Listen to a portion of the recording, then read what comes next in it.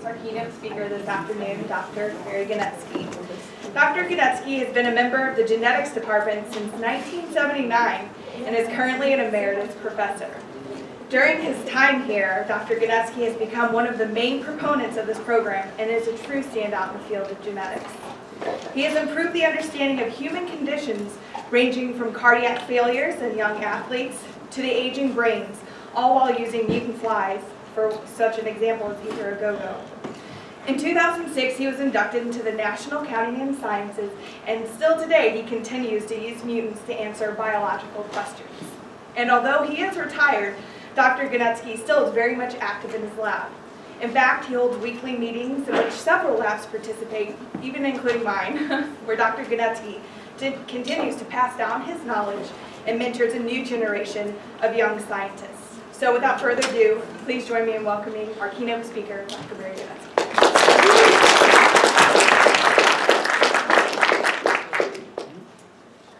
Thanks, Cassie, for the nice introduction, and thank you for the opportunity of giving a keynote address. I guess I thank you. I think mostly what it means is that now you think I'm old. Or you don't think, but I am, which is true. But I think that's okay, and that is actually part of the focus of my talk, because I think if you don't necessarily get wiser with age, I think at least it gives you some sense of perspective. And so actually you can think of the talk that I've prepared, you can sort of think of it as an extension of the career panel that you just heard. Because pretty much I'm going to talk about my career too. Rather, since I'm now officially retired, it seemed inappropriate to talk about work we're currently engaged in or planning to do. And instead I thought I would talk about work we have done in the past, but work chosen carefully because I think there are object lessons that are relevant even today.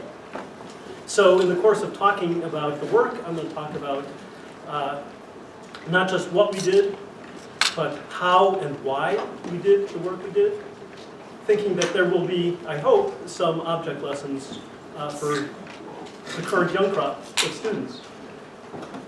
So my title, Serendipity, Sagacity, and Scientific Discovery, I chose this title after I looked up the word serendipity, the origin of the word.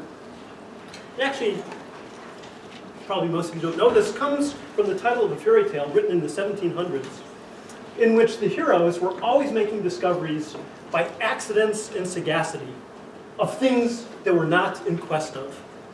And I think that is a very appropriate summary of my career, where the best things that have happened throughout my career have been things that I never anticipated and never planned on.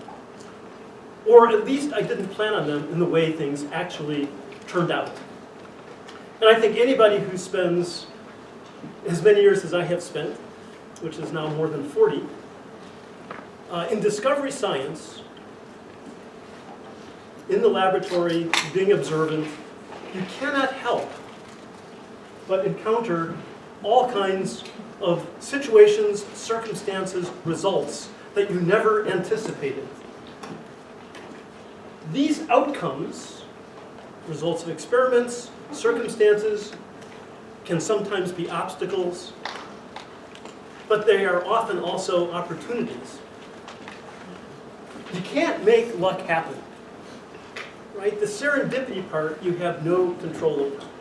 What you do when you encounter these things, how you respond, depends on the individual, depends on your personality, it depends on your training, it depends on your philosophy of science, it depends on your tolerance of risk.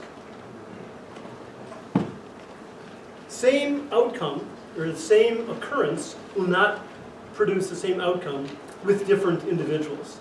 That is dependent on you. And I think, again, one of the advantages of being old is I can now look back on my younger self and think of things in a way with a perspective that I wouldn't have thought of at the time. I don't have to be modest anymore about things I did at 20 or 30 years ago. And I think there are lessons here. I'm not going to spend a whole lot of time focusing on the particular object lessons, because I want to tell a good story. I don't want to be preachy, and also I don't have 3 hours to tell you all the things I would really like to tell. But I think also because some of the object lessons are just that, is what you yourself take away, and different individuals will come away with different levels of how they would respond in certain situations. There's not just one right way. There are different ways. I want to focus on this too because the story I'm going to tell I think relates to many of the things I think are currently wrong, all the things I think are wrong with NIH these days, even some of the things I think are missing in the training of our graduate students these days about genetics and how one can use genetics in a very powerful way. And so I'm going to talk about this with focusing on a particular story. The work that we did, that actually Cassie alluded to, our work on the H-erg potassium channel. I think before I go on, I will mention one more thing about this, even though I said I'm not going to become preachy, but I think this sort of emphasizes much of what's wrong with NIH. And I'll just mention one of my favorite stupid comments from reviewers on NIH study section. I have a collection of them, but this is one of my favorite dumb ones from a proposal submitted by one of my graduate students. And the criticism was, that experiment might not work. And, you have to wonder about that. If we only did experiments that worked, I think we would never discover anything. If you knew that every experiment you did was going to work, there'd be no point in doing it. I don't think anything great in science has ever been discovered by people who only did experiments that work. A failed experiment doesn't necessarily mean a failure. You can learn things even from failed experiments. And if every experiment you're doing, I hope I'm not insulting anybody, but if every experiment you're doing is working, you're not taking enough risk, you're not thinking hard enough, and you're not being creative enough, or NIH is forcing you to do the experiments that they think you should be doing, not the experiments that are the ones most worth doing. That'll be a theme. I'm going to talk about the work on the H-erg potassium channel. It stands for the human ether-go-go related gene. The significance of that name will become apparent later on. The importance of this particular potassium channel, which we discovered, is that it relates to a form of cardiac arrhythmia called long QT syndrome that results in ventricular fibrillation and sudden death. We cloned this gene, I'll tell you how subsequently, and we mapped it to human chromosome 7. At the same time that a group of investigators studying a heritable form of cardiac arrhythmia called the long QT syndrome, a familial form, also mapped to chromosome 7. This was a long time ago. We didn't have the tools and techniques we have available now. So they had mapped it to chromosome 7, but they didn't know what the gene was, and they were taking a candidate gene approach at just the time that we said this potassium channel mapped to chromosome 7. Without going through all the details, a potassium channel was a very appropriate candidate gene for that cardiac arrhythmic phenotype. And so they sequenced the gene that we had discovered, and it is the gene responsible for the long QT syndrome. It's just a measurement of this QT interval, which is how long it takes for the cardiac action potential to repolarize. That by itself would have been important, but it's a relatively rare condition, the heritable form. Where it really became significant was the realization, it was known, that there was a drug-induced form of cardiac arrhythmia. Same thing, long QT syndrome, but drug-induced. I'm not talking about recreational drugs. I'm talking about pharmaceuticals that were taken for a whole array of different conditions that were resulting in these adverse cardiac effects that could result in cardiac arrhythmia and sudden death. How did we, of all people, working on Drosophila, very basic scientists doing Drosophila genetics, interested in fundamental mechanisms in biology, not really terribly interested in human disease, how did we end up making this discovery? Well, let me talk a little bit more about the importance of this channel. Now here we have, I'm sure you all read this, the most widely read publication about technology. This is Genetic Engineering News. So this article is 2005. We cloned the gene in whatever that, well, I'll show you something. I think it was 1994 when we cloned it. This is about 10 years later. And what they point out, they're talking about these adverse cardiac effects. Here it is. Drugs were pulled from the market. Vioxx, Seldane, a bunch of others have been pulled from the market because they were causing adverse cardiac effects, resulting in cardiac arrhythmia and sudden death. Seldane, my daughter was on Seldane at that time because she has asthma. It turned out,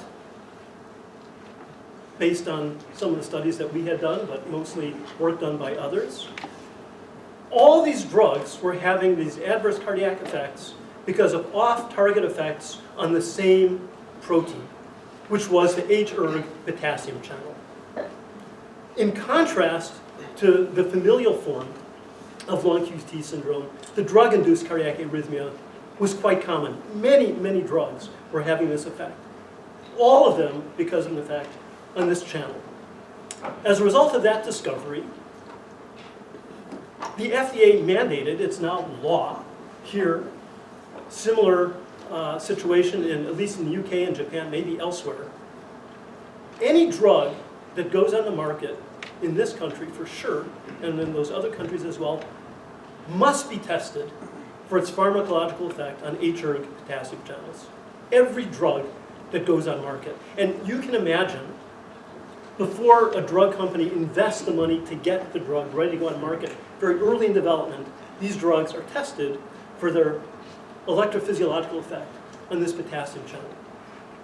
This has turned into a multi-million-dollar a year industry. Testing, drug testing on the H-erg potassium channel is the only channel I'm aware of for which this test is required. This discovery has saved hundreds, if not thousands, of lives every year.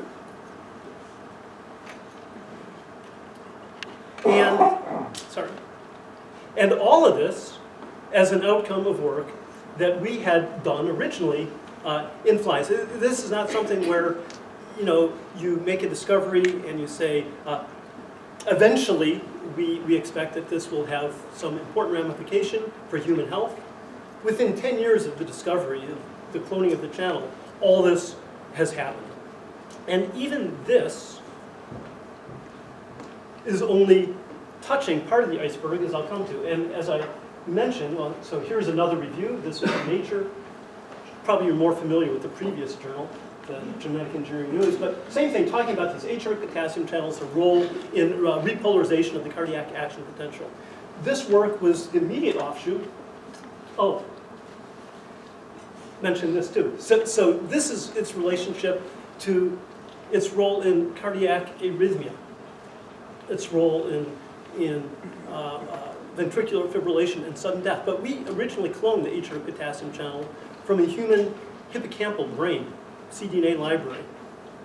So I always thought that it was going to have some effect, not on heart, but on the nervous system. And more recently, so here now is a paper, just 2015, schizophrenia.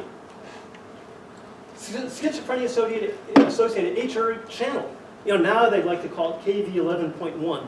I like to call it the human ether-goga related gene. That was the name we assigned to it. And as they point out here, this channel, the ether-goga related gene, has shown clinical relevance, blah, blah, blah. Where is the word I'm looking for, where they now think of it as a target for schizophrenia. Developed for drug discovery to explore a potentially new class of cognitive therapeutics targeting this channel. So now we're cardiac arrhythmia and schizophrenia. Cancer. Novel roles for H-erg potassium channels in cell proliferation and apoptosis. Where once again, without going through the whole thing, significance of H-erg potassium channels as future drug targets in anti-cancer therapy is highlighted. Cardiac arrhythmia, cancer, schizophrenia, that's not bad for this channel that we discovered. In work we did in flies, that I'm sure now if we wrote a grant application on this, wouldn't get funded by NIH because they wouldn't consider it translational enough. Or they would say, you know, what relevance do flies have to schizophrenia, cancer? Flies don't even have a heart of the sort that is present in vertebrates. Just something to think about, because I think how NIH thinks about translational research is very different from how I now think about translational research, having been directly involved in it.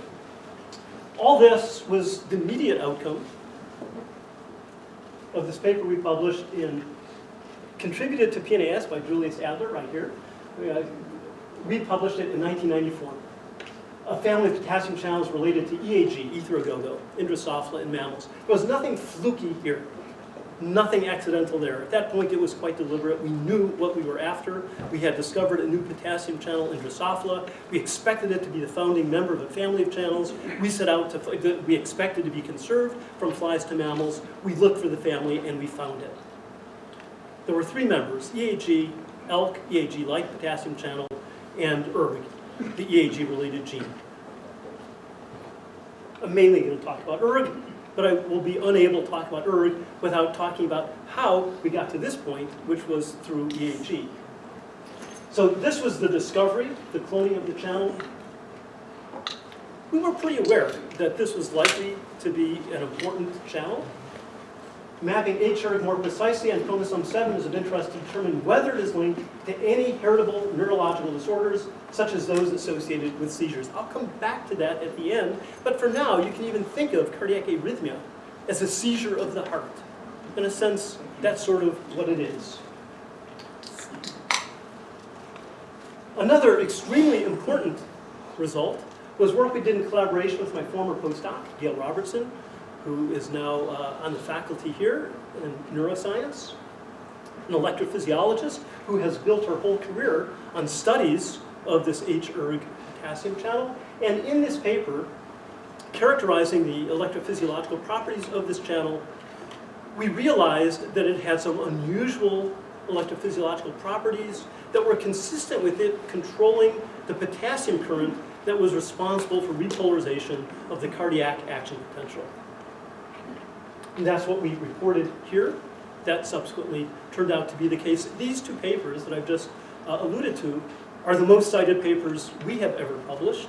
Each of those has been cited at least 1,000 times. If you do a search in Google Scholar for HERG potassium channels, there are 37,000 results that come up. So 37,000 papers at least. Those, you know, I didn't even count the ones that now call KV 11.1 or KCN2, which is another name for it. So at least 37,000 papers have been published in the last 20 years since we discovered this channel. My conclusion from that is that our papers have been cited 36,000 times less often than they should have been. I'll also mention that when we cloned this potassium channel and believed it was going to be important, we went to WRF and asked them to patent it. WRF is the licensing arm of the University of Wisconsin.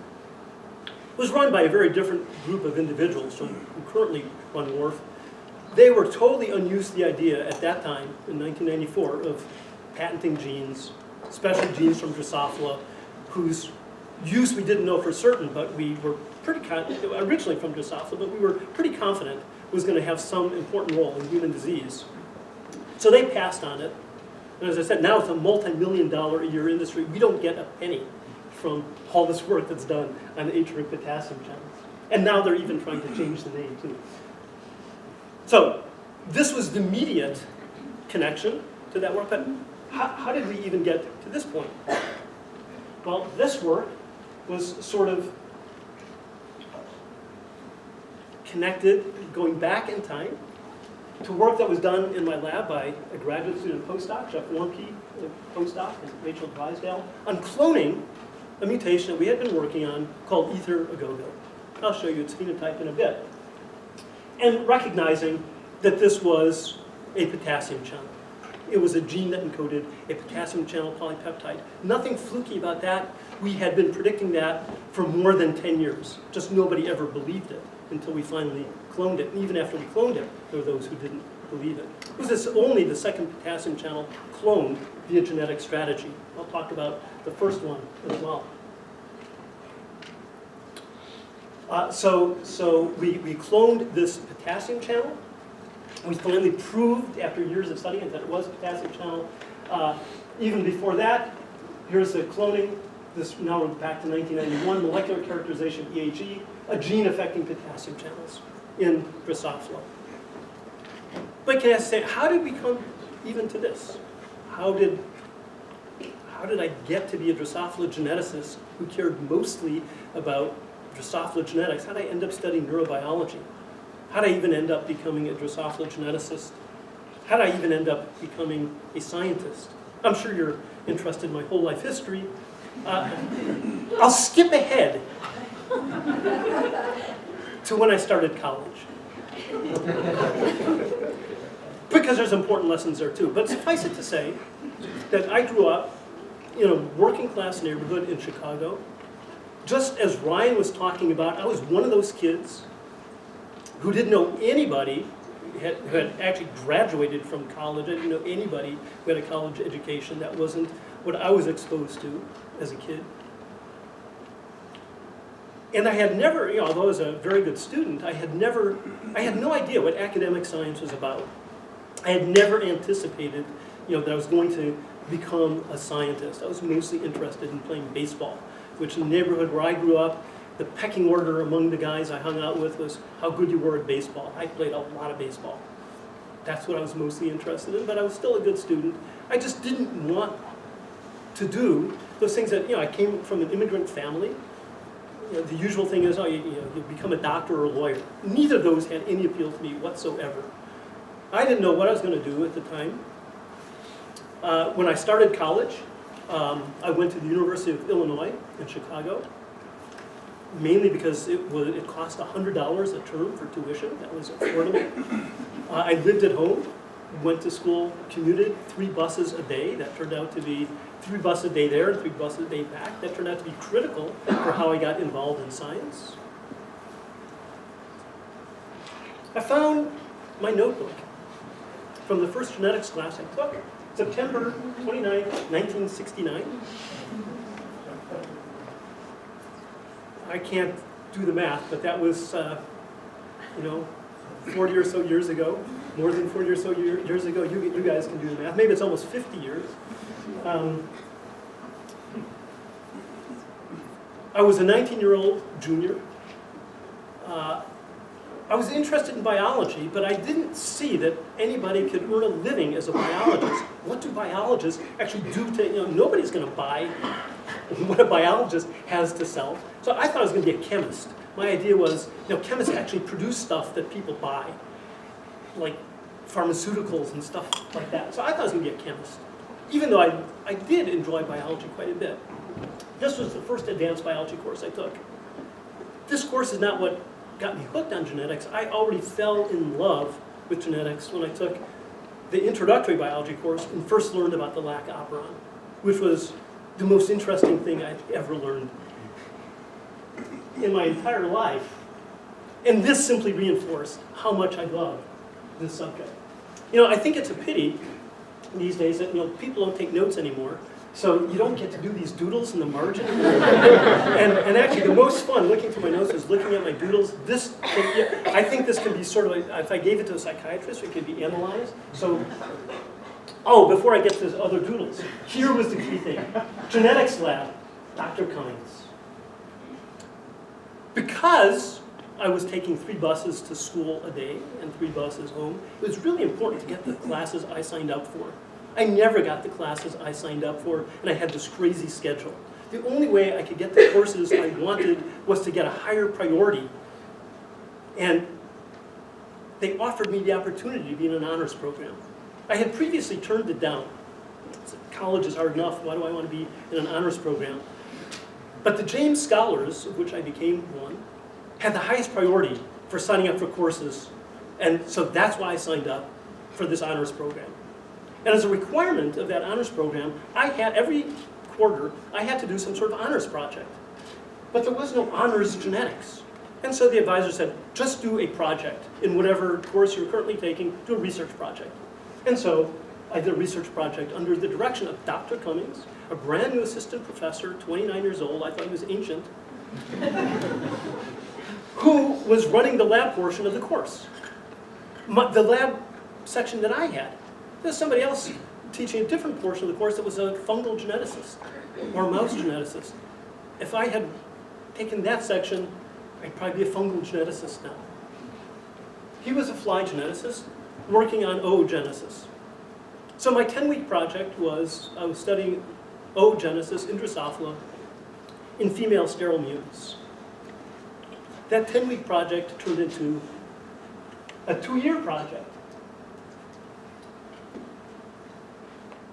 because I discovered for the first time something that really fit me like a suit of clothes. That's what I was meant to do. I loved being in the lab. Either fortunate or unfortunate personality traits with which I have been imbued were things that always got me into trouble as a kid. A healthy disrespect for authority, looking for alternative explanation. That's how you say it works, but why can't it be some other way? I don't believe that. I think there can be a different explanation. This did not fare well in the public school system in Chicago. When I started working in the lab of Dr. Cummings, I still call him Dr. Cummings. It's hard for me to call him by his first name, even though now I feel like we're sort of almost the same age. But for the first time, every time I did this, he would give me praise. Good. It's good that you asked that question. It's good that you don't believe that particular thing. That's good. And great. All of a sudden these things that used to get me in trouble, now I'm getting rewarded for it. And I couldn't believe, that was my exposure to academic science. I could not believe somebody got paid to do this. You play in the lab all day and somebody pays you to do that, and you teach a course or two, you can earn a living doing that. There was never a doubt in my mind after that what I wanted to do. And I was so fortunate to have him as a mentor for those 2 years. I was fortunate at the University of Illinois in Chicago. It's now just celebrating its 50th anniversary, so at the time it was primarily an undergraduate institution. There wasn't a graduate program. Undergraduates had all kinds of opportunities, and I finally had a role model and a mentor. And because I spent all my time working in the lab, I got to know the other faculty in the same floor, all of whom took an interest in my career and helped direct me properly to the appropriate graduate schools. But before I get there, more psychological stuff. So I was working on flies. Clearly, I was thinking, here's something, I think we have stuff here going on about Hardy Weinberg. I was clearly thinking about flies, spending a lot of time thinking about flies. And technology has advanced quite a bit these days, but my artwork hasn't improved a whole lot. I still draw flies exactly the same way. I must have felt a little bit of guilt about the number of flies I was putting to their end, because here's this one. That's me. I can entertain you with a lot of other cartoons that I discovered in my book, but we must progress to the next stage of my career, which was where to go to graduate school. And here again is where, so that was, that's a fluke. That was serendipity. How I ended up working in that lab was serendipity. Realizing that that was something appropriate for me was not serendipity, that was sagacity. And by sagacity here, I don't mean any, terrific brilliance on my part. More just an opposite to serendipity. Rather than being just the result of luck and chance, it was a deliberate choice, a conscious choice. Again, based on some intuition, some insight, some feeling, your own personality, but it was deliberate. And then the choice of graduate school. Here again, luck would play a big role. I had worked on flies, but this was the late 1960s, the end of the golden era of molecular biology. I wanted to do something a little bit more molecular. But I knew that the best days of molecular biology were over, and so I thought, well, I mean the classic, not molecular, but the genetic code and things like that. And I would get gene regulation. I thought I would study gene regulation in a eukaryotic organism, simple eukaryotic organism. That was a deliberate choice. And I thought I would work on yeast because you could treat it like bacteria. And in fact, my mentor, Michael Cummings, had encouraged me, if I was interested in genetics, to apply to the University of Washington in Seattle. I also applied here and was accepted, but I ended up going to the University of Washington. It doesn't say. What appealed to me about University of Washington, which is a school I had never heard of, and this is why he was such a good mentor. He said, I was thinking, I should apply to a place I've heard of, like Berkeley and Caltech, the usual places. And he said was, University of Washington is not a household name like some of those other schools. But people in the field of genetics recognize it as being one of the best places in the country to study genetics, in particular yeast genetics. It was the home of yeast genetics. Chair and founder of the department, Herschel Roman, was the father of yeast genetics. And I thought, that's where I'm going to go. I went there sight unseen. I'd never been west of the Mississippi. And I just knew that was the place I was going to go to graduate school. There was one problem. The Vietnam War was still underway. I had a lottery number of 33, which for those of you who have never been exposed to stuff and don't know what those numbers mean, that was a very low number. That meant as soon as I was exposed to the draft, I was going to get drafted. The only reason why I hadn't been drafted is that I had a student deferment. But if I graduated in June, I would be drafted before I started graduate school in the fall. And so I deliberately did not take a required course. So I didn't graduate in the spring. So I could keep my student deferment throughout the summer. So I could at least make it through the summer and start graduate school, which would, I think the longer I could drag it out, the better. That's what I did. In those days, graduate students didn't start in the following fall. They started as soon as they graduated. So in my class of 7 students, when I arrived after the other 6, I arrived in the fall. Every rotation slot in the yeast labs were taken. And by the way, I think that was, the choice of going there to study yeast genetics was a good choice. One of the people I was very interested in was Lee Hartwell, a young yeast geneticist who subsequently won the Nobel Prize for his work on genetic dissection of the yeast cell cycle. So at least I had good taste. But when I got there in the fall, all the labs I thought I was interested in were taken, all the rotation slots. And so I couldn't get into the labs I was interested in, and moreover, I'm not someone who ever wanted to do what everybody else was doing. If everybody else in my class wanted to study yeast genetics, I was going to look for something else. And by a complete further set of flukes, I ended up in the laboratory of this man, Larry Sandler. And you can be excused if you mistake him for the janitor, but that would be a mistake. This man, you would not gather by appearance, was an intellectual giant. Not just in genetics, that was only the leading Drosophila geneticist of his generation, one of the best Drosophila geneticists ever.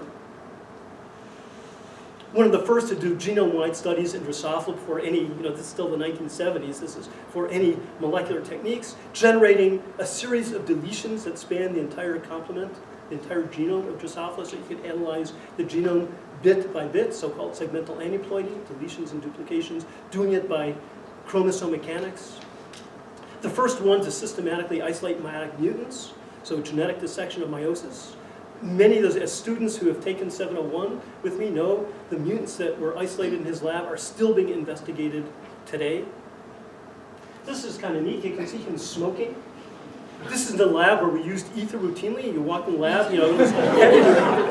That's how things were in those days. I ended up in his lab as the last rotation. I thought it was going to be sort of just for fun, sort of a throwaway rotation, because I thought I was going to join another lab. But it was such an amazing experience being in his lab. As I said, not just genetics.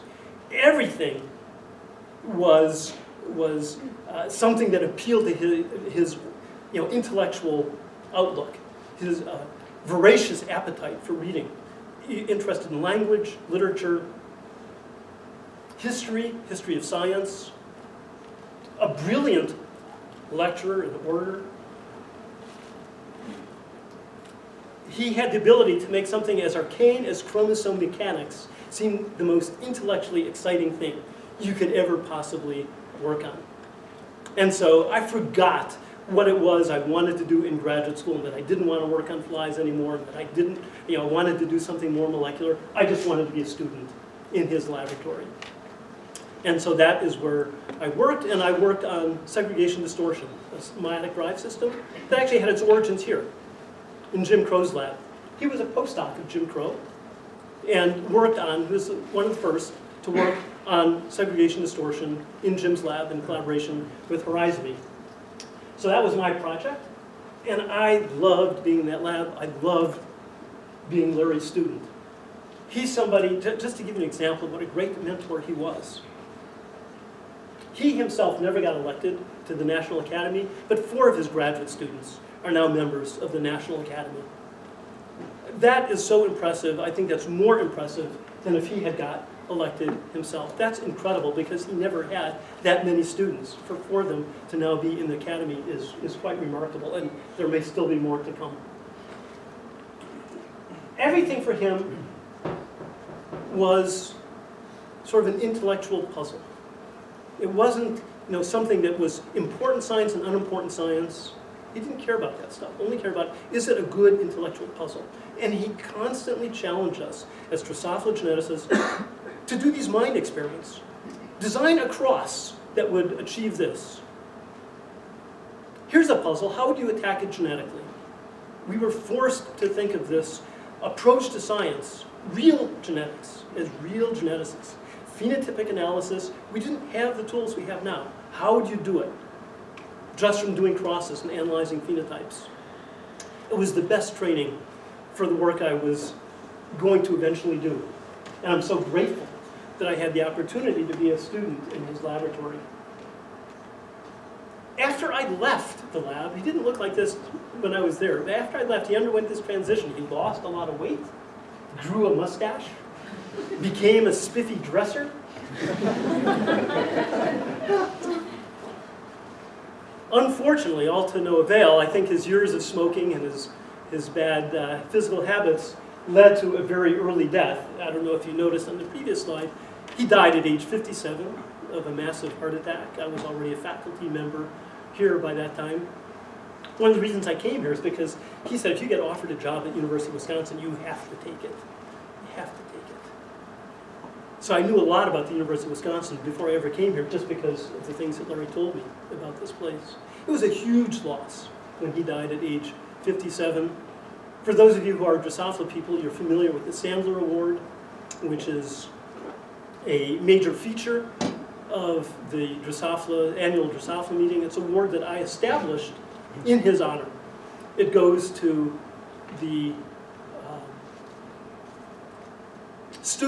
PhD student working in Drosophila who has what a jury has decided to be the best thesis in any area of Drosophila research. I did that to honor him for the mentorship.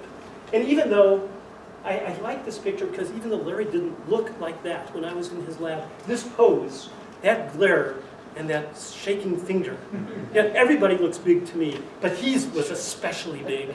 He was a very large man, and in my eyes, he was even larger than he was. So to have him glaring at me and shaking that finger, I can see it as clearly as anything now. But all kinds of things being admonished.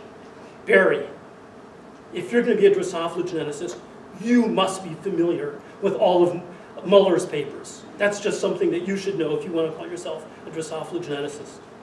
Barry, just because other people misuse the language and don't follow the rules of grammar and misuse words doesn't give you license to do so.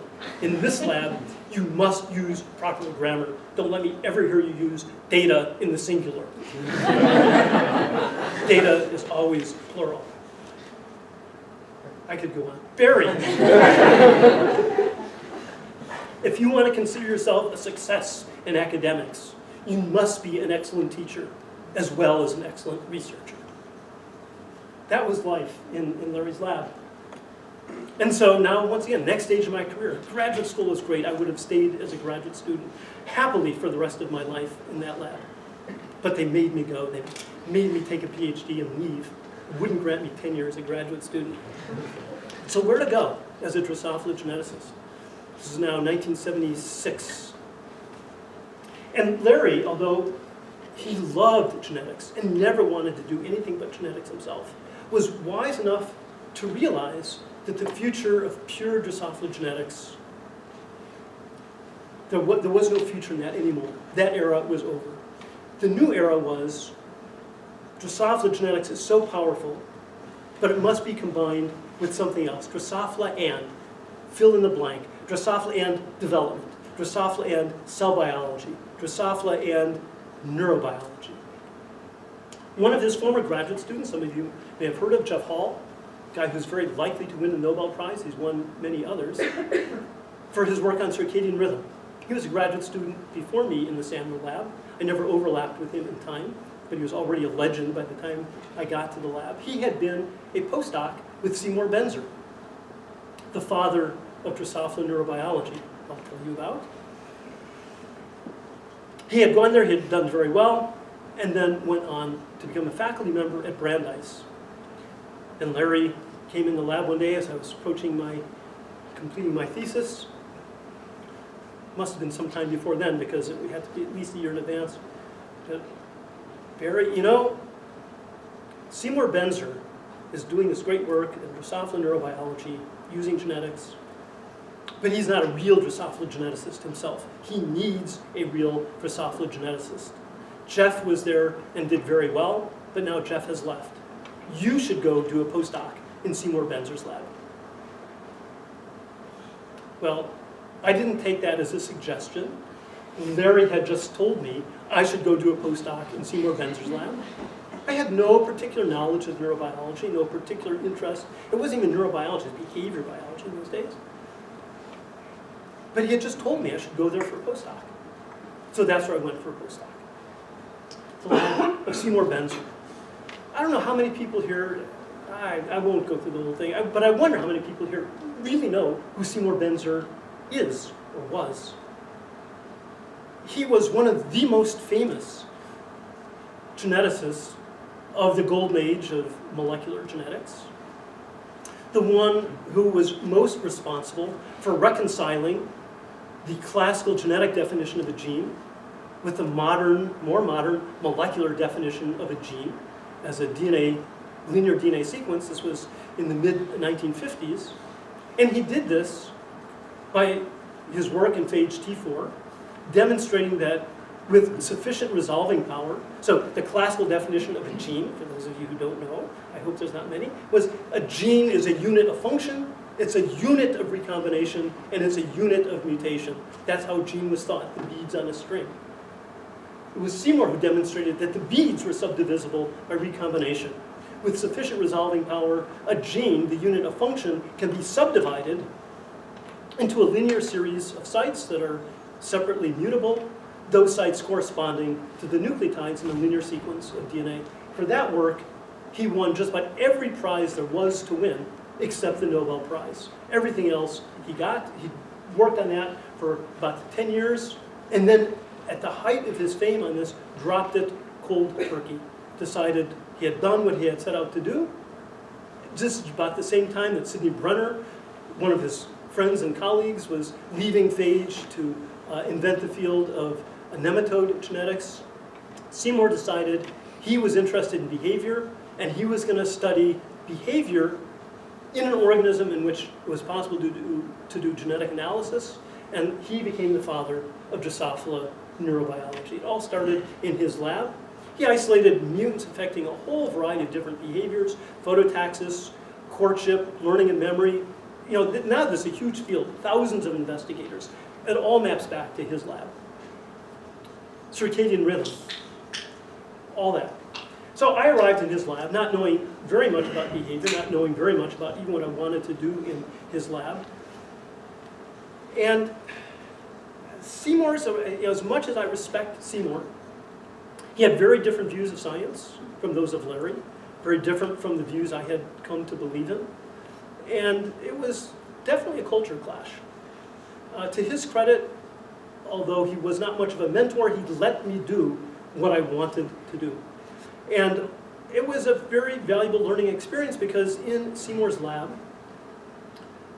although I didn't adopt Seymour's views, I came at least to appreciate some of the weaknesses of Larry Sandler's views and saw that those no longer quite fit my view of the world.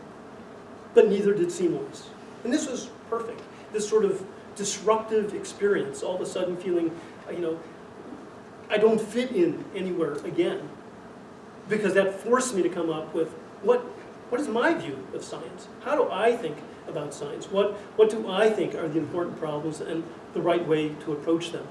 Not Seymour's views, not Larry's views, but my own views, influenced, of course, by the training I had and the people I met, including Ed Lewis. I didn't go to Caltech to work with Ed Lewis, but boy, I'm sure glad I had the opportunity to interact with him. A Drosophila geneticist, a student of Sturdivant at Caltech. He subsequently inherited the fly lab, the Morgan fly lab, after Morgan moved to Caltech to found the biology department. It was all this historical stuff from the original fly lab. And so whenever I was feeling a need to talk to another Drosophila geneticist, I would talk to Ed. I learned so much from him, not because he was a mentor who told me these things, but I learned it by example, by watching Ed working pretty much on his own, by himself. A lot of people thought he was kooky, didn't publish a whole lot. Eventually won the Nobel Prize in 1995, sharing it with Nusslein, Volhard, and Wieschaus for the work he did on Drosophila development. The genetic control of segmental identity, this famous four-winged fly that he didn't just discover, but it was a fly that he constructed based on what he knew about the different genes in this pathway. It's a review article he published in 1978 after probably decades of not publishing hardly anything. And now, having this acclaim. From Ed, just watching his example, so many things that, no one had to convince me about the importance of phenotype, but from Ed I learned no detail of phenotype is too unimportant to not pay attention to. Pay attention to every single detail of the phenotype of the fly. Don't work on something that is faddish, that somebody else thinks is important. If you do that, you'll always be running, you'll be one step behind the work that somebody else thinks is important. You decide what's important, and you stay put. You work on that until other people recognize its importance. Then you're at the center of gravity. Those are things I learned from Ed. Not to mention that he was one of the most honorable, nicest people I've ever met in my life. I mean, my respect and admiration and affection for him is unbounded. But the best of all, another fluke, but sagacity to recognize opportunity, is that at the same time I was feeling out of sorts in Seymour Benzer's lab, another postdoc joined the lab within a week of the time I arrived. We left the lab within a week of each other, and for the 2.5 years that we were there, we worked together on an almost daily basis. Chun-Tang Wu, who also worked on flies, but his training was totally different from mine. He was trained as an electrophysiologist, working on phototransduction in the Drosophila eye at Purdue with Bill Pack. He knew a lot of neurobiology and a lot of electrophysiology, along with a lot of other things. I mean, statistics, math, you name it, he knew it. I knew Drosophila genetics, and between us we covered a lot of ground, mainly because of what he knew. So here we are at the rig doing electrophysiology. It's more than 40 years later, and I still consider him my best friend, closest scientific colleague, and along the way, we've gotten older. This is still a long time ago, but there we are, taking time off. We spent 2 weeks at Cold Spring Harbor to continue working together. Everything I did in Seymour's lab was in collaboration with him, and he was not just a friend, but probably the most important mentor, because he shaped all the work I did subsequently. What you have to appreciate is at the time we were in Benzer's lab, the field was behavior genetics. The slogan was from gene to behavior, which I never quite understood exactly what that meant, but mainly they were isolating a whole bunch of behavioral mutants and trying to understand something about the genes, the nature of the gene that was causing that phenotype. But this was without cloning. This was without having a real cellular understanding of the nervous system in Drosophila or any organism. And so not only did we have to, so to begin with, I decided early on I wasn't going to study behavior. Behavior just seemed sort of nebulous and remote. I couldn't, having been exposed to molecular genetics and appreciating a reductionist approach to science, I couldn't see how to get behavior down to the molecular level. And so we had to invent the game that we were going to play. Not just invent, decide how we were going to play the game, but what was the game we were going to play. And it was very deliberate. We spent, while we're doing these experiments on an almost daily basis, we would have these debates with one another. I was much more reductionist, he was much more holistic and integrative, and we would talk about, what is it that we're really after? And what we decided on eventually. So the field of neurogenetics as we understand it today didn't exist in those days. I'm not going to say we invented, I'm not going to make ourselves credit for inventing the field, but how we approached it. We deliberately didn't call it behavior genetics, we called it neurogenetics, and our approach was different. Rather than work our way from behavior down, we were going to work our way from the fundamental aspect of the nervous system up. The most fundamental thing that neurons do, that control all behavior, is to communicate, to relay information in the form of electrical impulses, an action potential, and relaying the signal at synapses via a synaptic potential. How does this work? This had been classically defined by electrophysiologists. We knew what these electrical signals were, but we knew nothing about the molecular details. Ultimately, behavior is going to be the outcome of these signaling mechanisms in the nervous system. So we didn't focus on any particular behavior. We were going to focus on the substrates that control all behavior, the fundamental signaling mechanism. We know, electrophysiologists knew, that these signaling mechanisms are dependent on classic proteins, so-called ion channels, that regulate the flow of sodium and potassium across excitable membranes. This is how they were depicted. Something embedded in the lipid bilayer of the membrane, a selectivity filter to discriminate between, for example, sodium, potassium, calcium. Some gate hooked up to a voltage sensor such that the gate would open and close in response to voltage changes across the membrane. Nobody had ever purified one of these proteins. Nobody had any idea what this all meant in molecular terms. Nobody knew how to get a handle on this. And I said, we can isolate mutants. That's how we're going to do it. Nobody had taken a systematic approach to isolate mutants affecting ion channels. I thought we could do it by screening for flies that had the appropriate phenotype, even though ion channelopathies, which is a major category of disease syndromes in humans these days, nobody knew what an ion channelopathy looked like in any organism. But the thought was, if we isolated enough mutants, we would be able to get a handle on these things. And the advantage was, although these are rare proteins, hard to purify biochemically, when you're dealing with genetics, it doesn't make any difference. Every gene is equally susceptible to mutation. If we have the mutations, they'll lead us to the gene. That was the thought. And we were able to do this because although Drosophila had been thought of traditionally as being too small to be useful for electrophysiology, it turned out that although that's true in the adult, the larva, in particular the peripheral nervous system, is laid out in a very simple, approachable way that lends itself to being able to do detailed electrophysiology. This preparation was introduced by two postdocs in the Benzer lab, Lily and Yunong Jan, before we joined, about a year before we joined. This is, I'm not going to spend a lot of time on this, but this is the Drosophila larva. Here it is, pinned out along the dorsal midline, pinned out, eviscerated, exposing the body wall muscles that are repeated in a regular pattern in each of these abdominal segments. Each of these rectangles here is a single cell, but several hundred, it's about 200 microns long, about 80 microns, 50 or so microns wide. So it's a very large single cell, big enough that even a geneticist like me could impale that with a glass microelectrode. This is the central nervous system. That's where the neuronal cell bodies are. They're too small. Patch clamping hadn't been invented. Too small to impale with electrodes. But here are the nerves that contain the motor axons and innervate each of these muscles. So we could cut the nerves close to where they attach to the ganglion, stimulate the nerve with a suction electrode, triggering an action potential along the axon with release of neurotransmitter at the larval neuromuscular junction and getting a synaptic potential.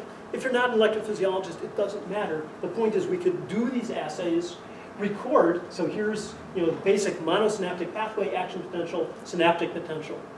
The synaptic potential at the neuromuscular junction we call an EJP, excitatory junctional potential. This is coming from a guy who knew nothing about electrophysiology at the time.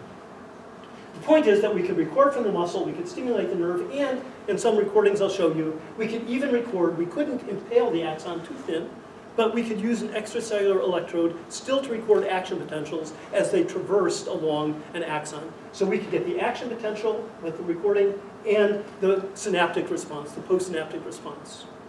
This was sufficient assay that we could isolate a whole bunch of mutants, do electrophysiology, and based on the phenotype, determine which ones were affecting ion channels because of some alteration in the size, time course, or other parameters of the synaptic potential and action potential. That's what we did. What kind of mutants to look for? So again, nothing serendipitous there. We worked out, this is our basic strategy.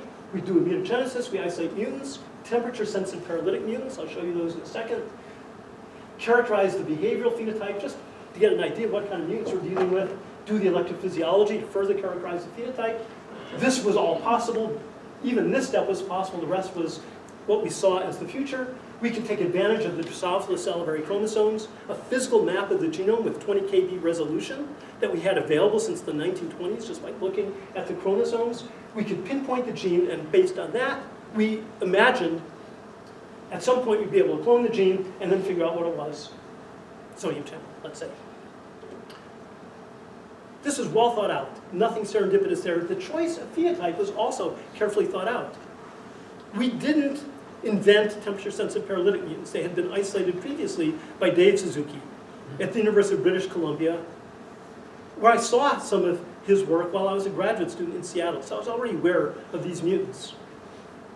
3 of them had been isolated on the X chromosome. That was it. The autosomes, representing 80% of the genome, unexplored. We chose this phenotype. It was a good choice of phenotype because if a fly gets paralyzed rapidly as a function of temperature, something must be wrong with the nervous system. That was the thought. And the conditional phenotype of temperature gave us an additional experimental handle. They turned out to be the optimum choice of mutant for reasons we never anticipated, and I probably won't have time to tell you all the reasons why. Let me just show you one of these mutants. It's a movie. This is real time. And we have this little glass chamber, and I'm going to be aspirated in a water bath immersed at 37 degrees, and I'm going to aspirate the flies into this chamber. This is real time. The mutant I'm going to show you is Para, which I'll talk more about. This is the first one isolated by Dave Suzuki, so this is not the one that we isolated. We isolated a mutant I'm going to tell you about called NAP, but the phenotype's exactly the same. In every respect, exactly the same. So this is real time, and you can see how long these flies look normal at room temperature. You can see how long it takes for these flies to become paralyzed.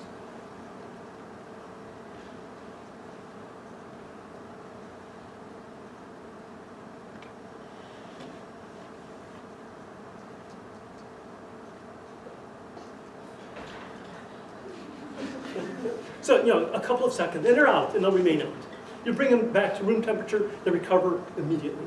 That's the phenotype of Para. Let me contrast, and not all paralytic mutants have exactly the same phenotype. Let me, for comparison, show you another one, which we call seizure, for reasons you'll see. Another one that we isolated. So yeah, they start out looking pretty normal. We'll give them a couple of seconds.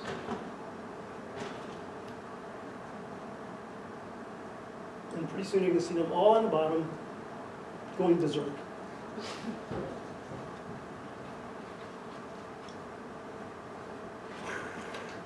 We call that one seizure. So different paralytic mutants had different phenotypes. I see I'm going to run long, for which I apologize. But the point was that different mutants had different phenotypes. The first one we found on the autosome was this one, NAP. That was a fluke. That was luck. The first one that we focused on turned out to have a fantastic phenotype. It was about as good as we ever could have hoped for. To save some time, I'll just say it was a temperature-sensitive block in nerve conduction. When we did the recording at the larval neuromuscular junction, at the elevated temperature, response was completely lost. That's a synaptic potential. We were able to show, by direct depolarization of the terminal, that neurotransmitter could be released and response was normal, even at the elevated temperature. The defect was some point between nerve excitation and the synapse. A failure of action potential, which we demonstrated. This is recordings I did myself sometime later. If we record the action potential from the extracellular recording, elevated temperature, it's gone. No action potential. Which for me, thinking in terms of phenotype, what's the most obvious way to lose an action potential? Must be affecting sodium channels. Nobody believed it. Seymour didn't believe it. Electrophysiologists didn't believe it. They didn't believe in genetics at all. But that was our thought. And in those days, again, it was, you can think of it as good luck. Or, what would you do today if you found this mutant? First thing you would do, even us, you'd clone the gene. If we had done that at the time, we would have missed everything important about this gene, and we wouldn't have known what we were dealing with. But that wasn't even an option, because positional cloning hadn't been invented yet. And so we were forced to do other kinds of experiments. And thinking in terms of phenotypes, the first thing that I thought of was we have these other mutants. This is a really good one. It blocks action potentials. Maybe we find other mutants that block action. Nobody knew what a sodium channel was like. Maybe there's 4 polypeptides. Maybe there's 6. Maybe we can find other mutants affecting sodium channels by looking for other paralytic mutants with a phenotype similar to this. Rapid paralysis, rapid recovery, same sort of behavioral parameters, in contrast to seizure that had a very different phenotype. And after looking through the collection that we had isolated, at that time some half dozen or so mutants, the one that most resembled NAP was not one we isolated, but para. Phenotypically indistinguishable behaviorally. Rapid paralysis, rapid recovery, sharp kinetics of, there was a critical temperature below which they would never get paralyzed. Above that temperature, very rapid paralysis. Para had been around, but nobody else had paid attention to it. We did. And showed electrophysiologically had exactly the same phenotype, not only behaviorally, electrophysiologically. Loss of the action potential, elevated temperature. Here again, recording of that compound action potential. Moreover, I'm a geneticist. Give me 2 mutants, I'll make a double mutant. It seemed intuitively obvious to me that if you're looking, that this was before enhancer suppressor screens had been invented. But it seemed to me if we have 2 mutations, both of which are affecting sodium channel, you make the double mutant, you might see a phenotype that's more extreme than either one alone. It's exactly what happened. The double, even though these mutants look perfectly okay at room temperature, the double mutant was lethal, did not survive. You didn't get surviving adults at all. That was really important. It told me, suggested to me, that there was some functional connection between these 2 mutations, and that although they looked normal at room temperature, because they were temperature-sensitive mutants, but they were not normal at room temperature. Something was wrong, otherwise you wouldn't see this phenotype at permissive temperature. We published this paper with some effort in Nature, reporting these 2 mutations and proposing them as 2 mutations affecting sodium channels. And here, because this idea was still relatively novel, we thought that it required special attention. We wished to emphasize that the analysis of double mutants, as in the case of NAP and para, can reveal functional relationships between gene products and excitable membranes that would be difficult to detect in any other way. I'm working my way to Shaker in EAG. I think I can finish up in a few minutes. A review article I wrote about this class of mutants that also were discovered completely serendipitously by Bill Kaplan. Mutants that exhibited leg shaking under ether anesthesia. These days, nobody could get that past an NIH study section. Nobody thought these leg shaking mutants were going to be of interest for any particular reason. Kaplan was looking for recessive lethals on the X chromosome, and in their paper they said, we serendipitously discovered these leg shaking mutants. They were kind of funny. They looked, they were funny to look at, and so they were kept around as a lab curiosity. Their importance was recognized, Shaker in particular, again by Lilly and Yunung Jan, the postdocs in Seymour's lab who introduced the larval NMJ. Here's the phenotype. you know, this is again before you could make movies with your phone or any other convenient digital camera. It's a 10-second exposure to show the phenotype of the leg under ether anesthesia. They can't hold still in comparison to normal flies under ether anesthesia. You know, why would that be important? Why would anybody be interested? Well, Lily and Jan, oh, here's a movie. Subsequently, you know, we could make movies. So here, these are shaker flies. These flies are just control females that are not shaker mutants, and you can see the phenotype. It's kind of fun to look at. What Lily and Unum discovered was that they had an electrophysiological phenotype in the larvae at the neuromuscular junction where we could do the recordings. Here's the synaptic potential, very elevated in amplitude, very prolonged, repetitive firing of action potentials in the motor axon. It's a defect in repolarization. It's hyper-excitable. On the base of these data, these are actually our recordings, but they had made the observation first. On the base of this discovery, they argued that shaker was affecting potassium channels. A loss of shaker resulted in hyper-excitability. For some reason, people believe that, even though they didn't believe that NAP and para were affecting sodium channels. We discovered I had NAP. There was shaker. Again, a couple of mutants.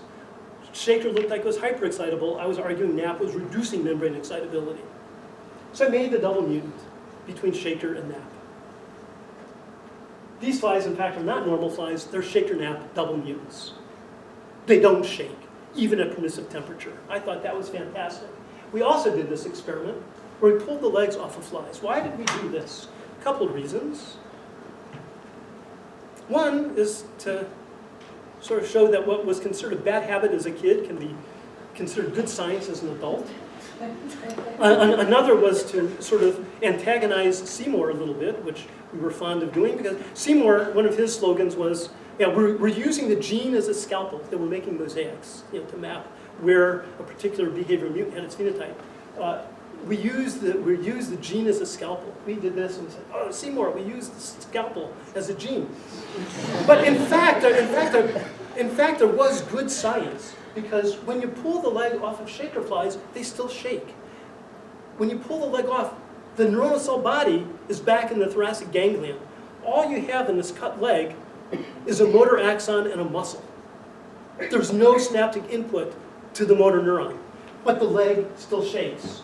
What that said is that that phenotype of leg shaking didn't require anything in the central nervous system, didn't require anything upstream of the axon and the synapse. That was enough to generate shaking behavior. And it was suppressed when we pulled the leg off in the shaker-NAP double mutant. That meant that NAP was not suppressing somewhere upstream in the central nervous system. It was also acting within that same motor axon and that synapse. We thought that was a really fantastic result. I first presented these data at the first neuroscience meeting I ever attended, which was in Cincinnati, right across the bridge from Lexington, Kentucky. And when I checked into the hotel we were staying at, they had these brochures for Shaker Village. Now, this is politically incorrect. I realize I don't mean any insult to the Shaker, but when I saw that brochure, and I knew that I was presenting this figure in the book, I just knew what I had to do. And that was the old days, you know, before digital posters and stuff. I had a manicure scissors and a glue stick. And, you know, and I saw this kindly elderly woman darning, and I just imagined her as a shaker with that, and so a Shaker Village, but Shaker-NAP Village, in which doesn't shake. And of course, the best is that if you, I presented this along with this on the poster at the neuroscience meeting and discovered then that neurobiologists don't have a sense of humor. Unlike geneticists, neurobiologists, so they looked at that and they didn't get it, and they thought I was nuts. And it was a big mistake. I still think it's really funny, even if it's Not only did NAP suppress the behavioral phenotype of shaker, it suppressed the electrophysiological phenotype of shaker. That was perfect. That was exactly what I would have predicted If shaker is affecting potassium channels and NAP is affecting sodium channels, are acting in opposite direction. Different effects on membrane excitability. I told Seymour, and his response was, I spent a long time doing that, so please appreciate it. Isn't the double mutant just twice as complicated? Yeah, and I don't mean this necessarily, again, to kind of make fun of Seymour, who I do respect as a scientist, but the point was that, all of us, as you heard from Seth's talk this morning, all of us now think about making double mutants as a way of dissecting these pathways. Double, triple, complicated mutants, mutant combinations. In those days, it wasn't that usual at all. And for somebody used to thinking in very clear-cut, specific terms, this idea that we have two mutants, we're not sure about which either one does, but together we think we learned something, just didn't fit with the way he thought about science. I didn't try to convince him. Fortunately, again, he just let us go on and do what we wanted. Shortly after that, I applied for the job here. This was September. Now, this would have been 1977. I had been a postdoc for not even a full year yet. We had already published our paper on NAP. It's the quickest I've ever gone from beginning a project to publication. I still, when I gave my job seminar here, I talked about the work I did as a graduate student. It had just been published, my work on SD. And I gave another seminar in the evening on the work we were doing because Larry Sandler told me, you don't want them to think you haven't accomplished anything since you were a graduate student. But even, I'd just been a postdoc for a year, I wasn't even sure what I was going to be working on. I was offered the job, and I got them to delay my start date by a year. So I didn't come in 78, I came in 79. So in 1987, finally, 3 different labs, all working on shaker, succeeded in cloning shaker by positional cloning. Now techniques were available to do so. Although very difficult, they cloned shaker and showed that it indeed encoded a component of potassium channels. First potassium channel ever cloned via any technique. It was cloned via genetics from Drosophila. Potassium channel, for reasons I won't go through, was shown to be a tetramer. This encoded 1 subunit. We were a little bit behind. We were at that time cloning para. We cloned para by positional cloning. Work of pretty much one postdoc. It was a heroic effort. Para turned out to be an enormous gene. Spans more than 80 kilobases of genomic DNA. The messenger RNA is 16 kilobases with an open reading frame of 6. Huge, untranslated 5' and 3'. There was no PCR. It was manual sequencing. We were working with libraries where the biggest cDNA libraries, the biggest insert was about 500 base pairs. You can imagine what this was like piecing it together. We got it. We got the gene originally by positional cloning. Here's where luck came in. We had set out, we cloned it by transposon tagging. We were looking for transposon tagged allele of NAP. We didn't find it screening 100,000 chromosomes. But we found an insert that we recognized as an insert at para. And because we knew that NAP and para were affecting the same thing, I was happy to clone para first. And that was good because it turned out to encode the voltage-activated sodium channel. Up until that time, there had been vigorous debate about whether or not para actually encoded a sodium channel. Once we published this paper, that debate was over. We had been right. It had taken us 10 years to finally clone the gene after we had first argued that it was affecting the sodium channel, but we were right. I have never seen anything more beautiful than that sequence when we were finally looking at it. It was fantastic. It's 4 times bigger than a potassium channel, because whereas a potassium channel has one of these domains, sodium channel has 4 of them in tandem. So it's a 4-in-1 structure.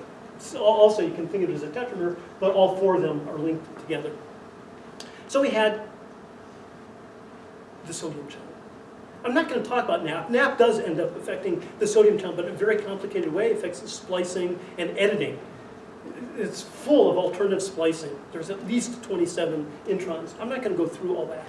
They'll thank me for that. I'm already way over than I ever thought I'd be. The important point I want to make, why am I talking about this?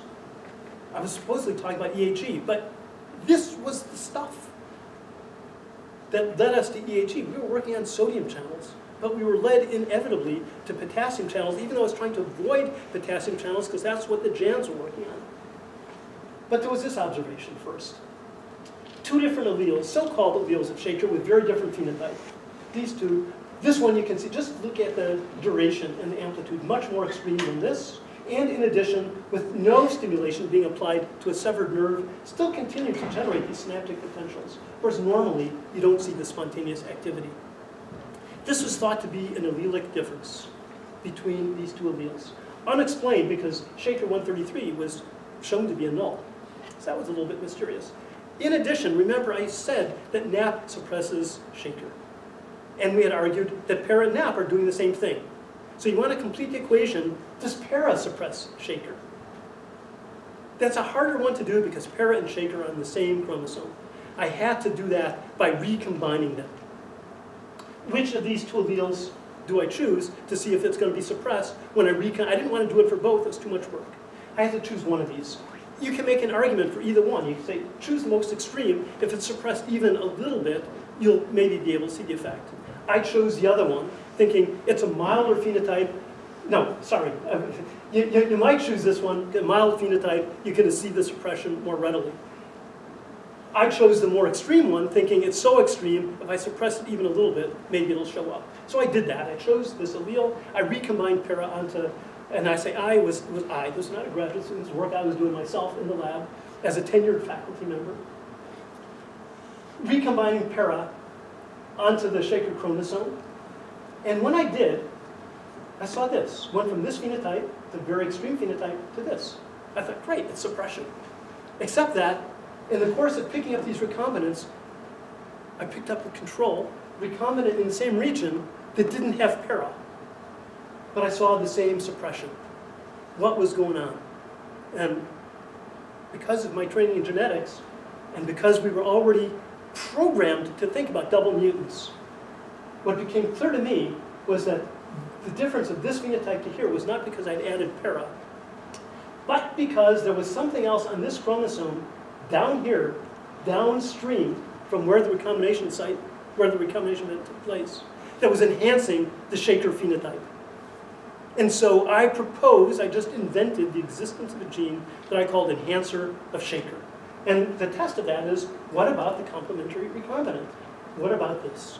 And so I set about dissecting the chromosome, picking up recombinants in each interval, assaying the phenotype, which was electrophysiological, looking for some phenotype different from normal and different from this. And I found it. It was this phenotype.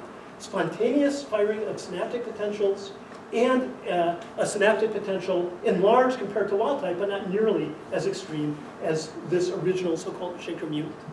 So enhancer of Shaker. Based on this phenotype, I mapped it. That part was not luck. Next part was luck. It mapped to a previously existing ether-sensitive leg-shaking mutant that had already been found previously by Kaplan. Ether a go-go. Ether go-go had been discovered more than 10 years before. Nobody had paid attention to it. This was how we rediscovered EAG and recognized its importance. Once I knew where it mapped, I got hold of an EAG mutation, pristine EAG mutation, never associated with Shaker.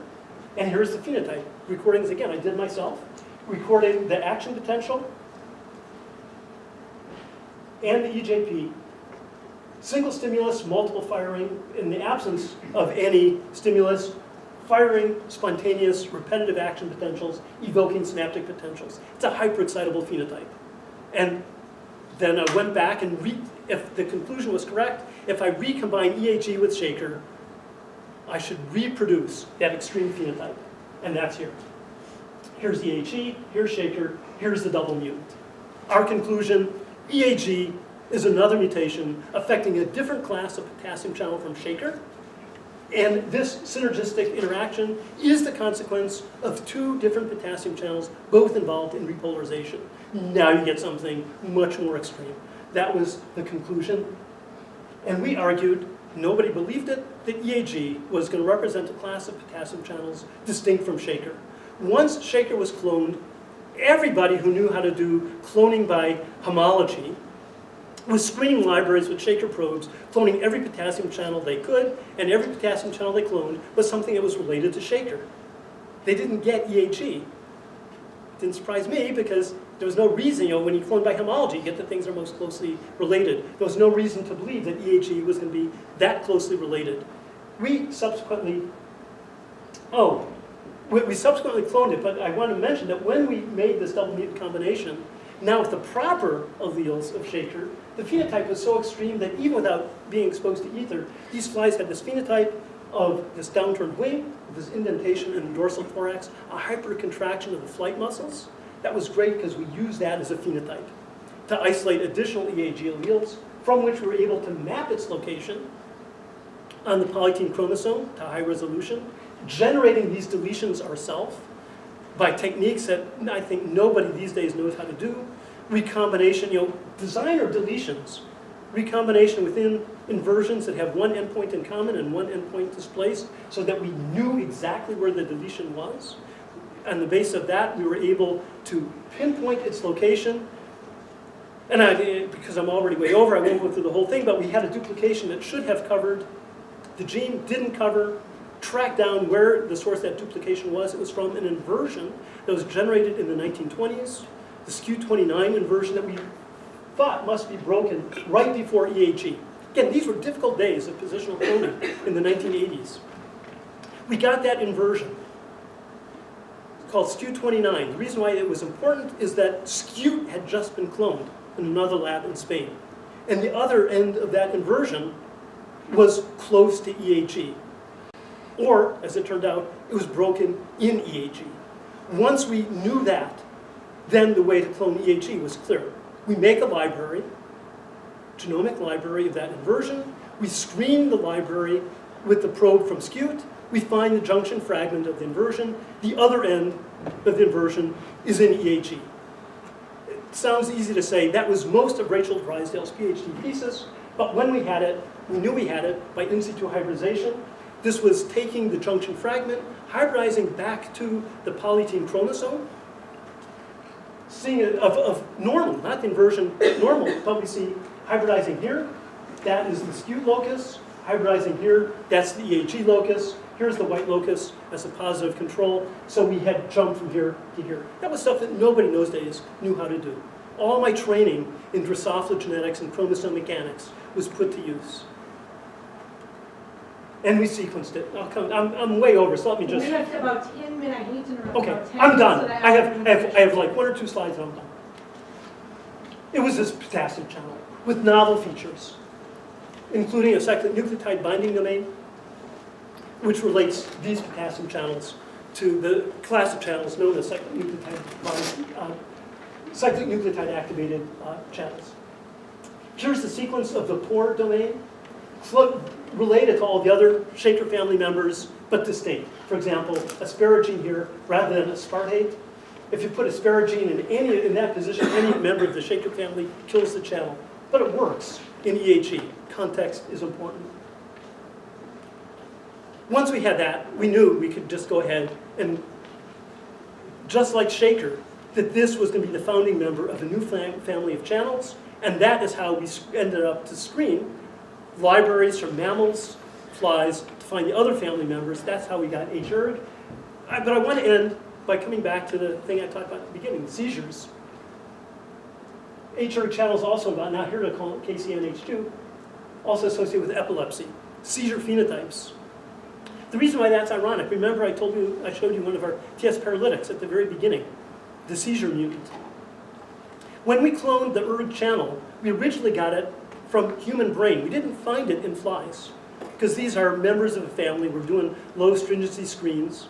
But once we had ERG from humans, we said there's got to be a fly counterpart. We did a higher stringency screen from mammal back to fly, and found that Drosophila ERG potassium channel. And we mapped it. And guess where it maps? It maps to this. Here's the phenotype of the seizure mutant. Those flies that were bouncing around. They have electrophysiological seizures. The ERG potassium channel flies maps back to that seizure mutant. We had a mutant of this potassium channel in our hands from the very beginning in the 1970s. Clearly, fate wanted us to discover this ERG potassium channel via one route or another. I'm done. I just want to acknowledge the people who contributed to this work. My mentors, to whom I cannot express my thanks enough. The graduate students who, in the days when doing chromosome walks was so incredibly difficult, Rachel Drysdale, who cloned EHE, Morris Kernan, who cloned NAP, Tom Elkins, who did the electrophysiology on seizure, Kate Lockney, brought us into the molecular era single-handedly. It was a heroic effort. Jeff Warnke, who did all the work on the EHE potassium channels, Gail Robertson, who did the electrophysiology on ERG channels, Rod Reenan, who finally figured out the role of NAP in affecting sodium channels, technicians who've been with me, especially Bob Krieber for the entire time I've been here, and Steve Titus, my collaborator, colleague, compatriot, been involved in many adventures over many years in many parts of the world, some of which I can't describe here. Thanks for your patience, and I'm sorry for running so long.